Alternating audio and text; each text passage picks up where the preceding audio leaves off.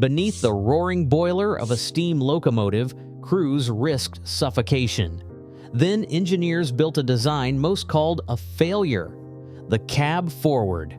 Every classic attempt to fix visibility on trains, including rear cabs, forward cabs, and Europe's finest, had already failed. So why did this rejected idea become the only thing standing between life and death on the rails, and what made it so dangerous in the end?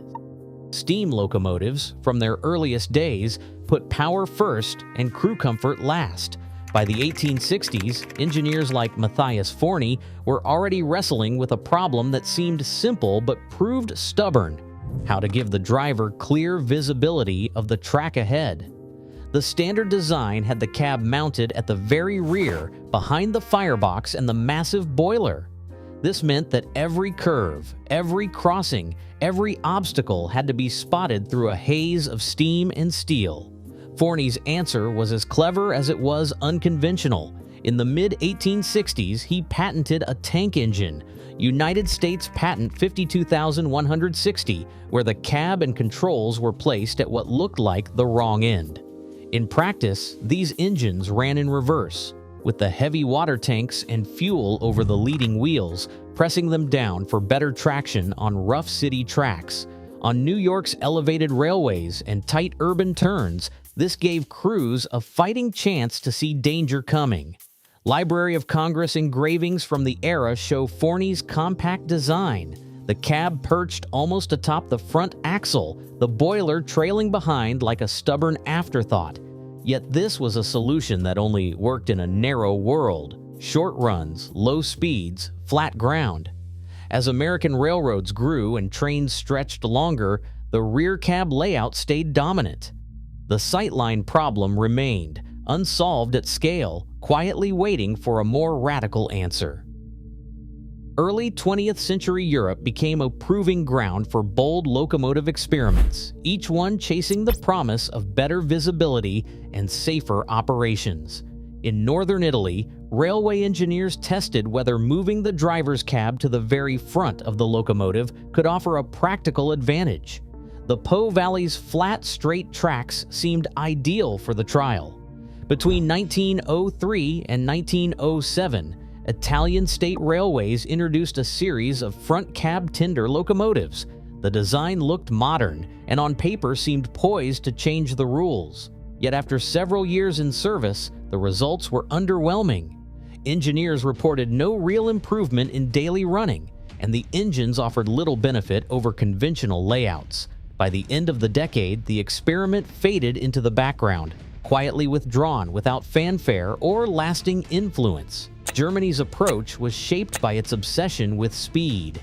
In the mid-1930s, the Deutsche Reichsbahn unveiled the streamlined Class 05, a locomotive built to break records. On June 11, 1936, Class 05 reached 205 kilometers per hour, about 127 miles per hour, making it the fastest steam locomotive of its day. But this triumph belonged to a conventional rear cab machine. The idea of reversing the cab for a better view never gained traction in Germany's high-speed program. Engineers saw no advantage in the forward cab concept, and with the Class 05's success, the debate closed. Across Europe, the verdict was clear. Front cab designs offered no meaningful gains for flatlands or fast main lines. The problem of visibility remained unsolved, and railway companies turned their focus elsewhere. Only in places where survival itself was at stake would the idea be forced back into the spotlight. Sierra Nevada train crews faced a problem they could not ignore. For nearly 30 miles, the tracks wound through tunnels and snow sheds, dark, airless corridors built to shield the line from avalanches, but trapping every bit of exhaust inside. In these stretches, the heat from a locomotive stack could reach 750 degrees Fahrenheit. Smoke and fumes collected fast, thickening the air until each breath felt like swallowing hot cinders. Crew complaints piled up in company files: headaches, nausea, blurred vision, sometimes men collapsing at their posts. Some engineers refused assignments through the mountains, calling the runs a death sentence. Desperation forced a workaround. Southern Pacific began running locomotives backwards, tinder first, so the cab trailed the boiler instead of leading it. This kept the worst of the smoke behind the crew, offering a short-lived sense of relief. But the solution came with its own dangers. Visibility dropped to almost nothing. Engineers now stared at the blank face of the tinder, unable to see signals, track curves, or obstacles ahead. Communication between the crew and brakemen suffered, speeds dropped, and accidents increased. The stopgap kept men breathing, but it left them nearly blind. Every day, the risk grew sharper. In the tunnels, a single mistake could mean disaster. The temporary fix could not last. The pressure mounted for a design that would not force crews to choose between suffocation and running blind. The stakes were no longer theoretical. They were written into every shift, every mile, every complaint logged by the men who knew the Sierra's dark corridors better than anyone. Southern Pacific's answer came in the form of a single, sweeping change.